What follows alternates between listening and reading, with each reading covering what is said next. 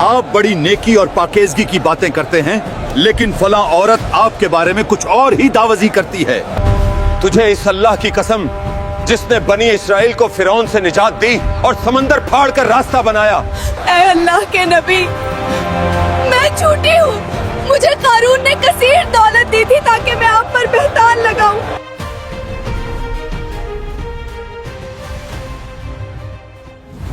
जरा तसव्वुर कीजिए एक ऐसे शख्स का जिसके पास इतना सोना, चांदी और हीरा जवाहरात मौजूद थे कि आज के दौर के बड़े से बड़े बादशाह और अमीर तरीन लोग भी उसके सामने कुछ न हों।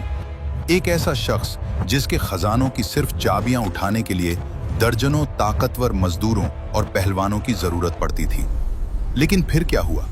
वो बेपनाह दौलत, वो आलीशान महल्लात और वो अरबों खरबों के खजाने जमीन के पेट में ऐसे गायब हुए कि आज तक उनका कोई नामो निशान न मिल सका।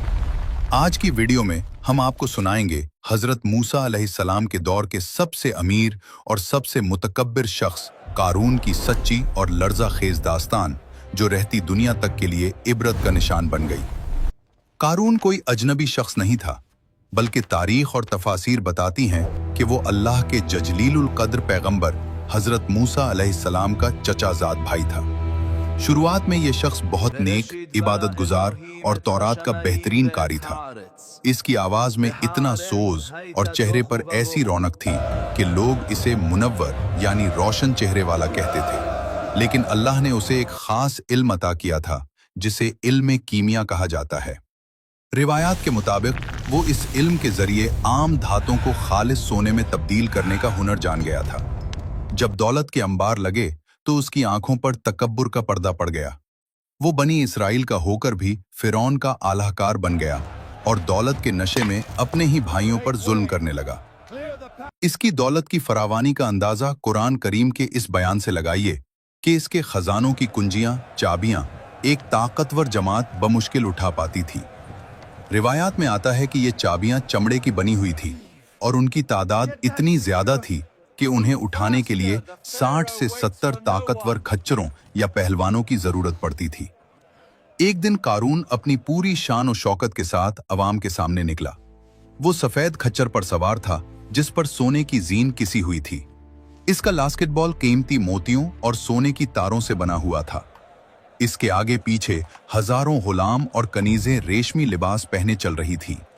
इसका ये ठाट बाट देखकर कमजोर ईमान वाले और दुनिया परस्त लोग ललचा गए और हसरत भरी आह भरकर कहने लगे, काश हमारे पास भी वो सब कुछ होता जो कारून को मिला है। दौलत की हवस इंसान को अंधा कर देती है।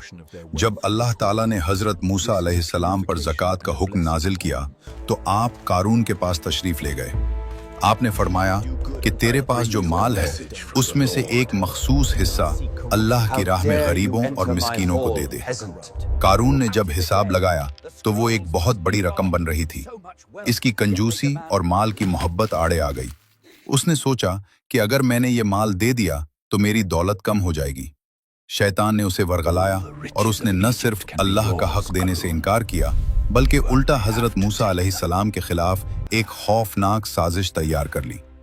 इसका ख्याल था कि अगर मूसा की इज्जत अवाम की नजरों में खत्म कर दी जाए तो कोई मुझसे माल का मुतालबा करने की जुर्रत नहीं करेगा।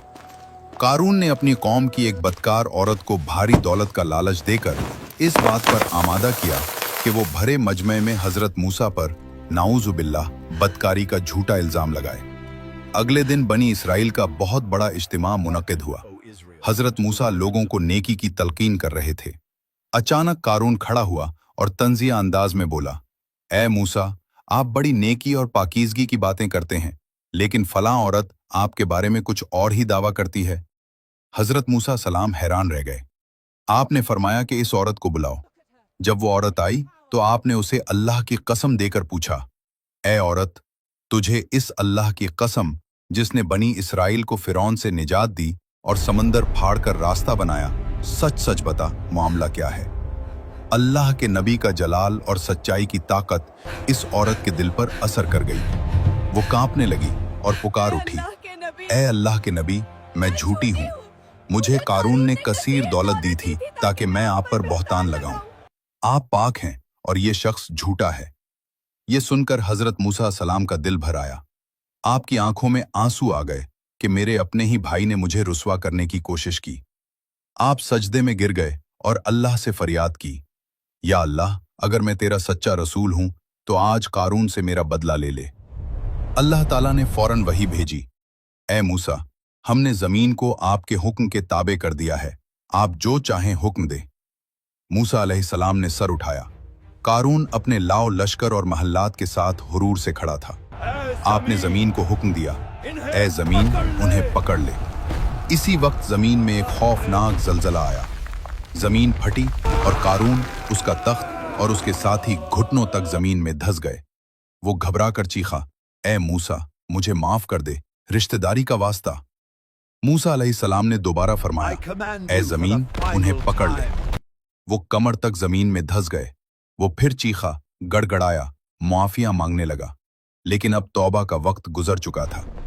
तीसरी बार हुक्म हुआ तो देखते ही देखते कारून, उसके आलीशान महल्लात, उसके खजाने, उसका सोना चांदी, सब कुछ जमीन के पेट में उतर गया।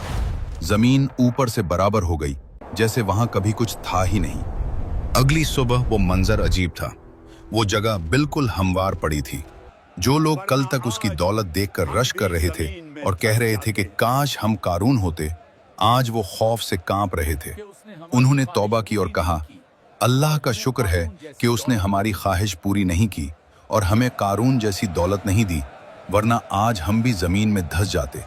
सच है कि अल्लाह जिसका रिस्क चाहता है कुशादा करता है और जिसका चाहता है तंग करता है।